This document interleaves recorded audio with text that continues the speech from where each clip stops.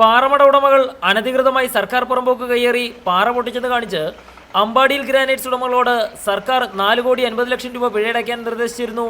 ഈ തുകയിൽ കുറവ് വരുത്താനാണ് ഡെപ്യൂട്ടി തഹസിൽദാരും സംഘവും പാറമട ഉടമയോട് 35 ലക്ഷം രൂപ കൈക്കൂലി ആവശ്യപ്പെട്ടത്.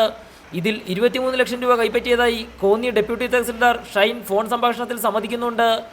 അല്ല 23 അല്ല 22. 23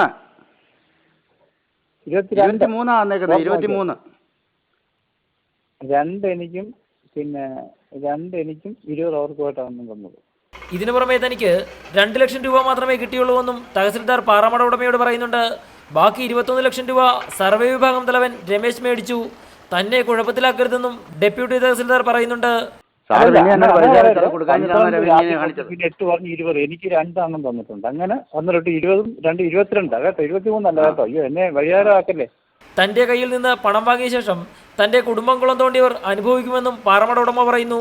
ഇതിനു പുറമെ തനിക്ക് തിരിച്ചു തന്ന പൈസയിൽ 1000 രൂപയുടെ 47 കള്ളനോട്ടുകൾ ഉണ്ടായിരുന്നുവെന്നും പാറമട ഉടമ പറയുന്നുണ്ട്. 47 നോട്ട് കള്ളനോട്ടുണ്ടെന്ന് പറയുന്നു അതിനകത്തില്. ഹലോ, അത് മാറ്റി കൊടുക്കാൻ ഞാൻ പറയാം. അല്ല മാറ്റി കൊടുക്കുന്ന കാര്യം അവിടെ ഇരിക്കട്ടെ. മാറ്റി കൊടുക്കുന്ന അവിടെ എന്റെ തന്നു, ഞാൻ കത്തിച്ചും കളഞ്ഞു.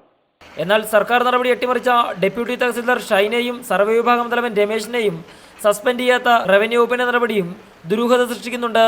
S Shyamkumar, reporter, Pathanamthitta.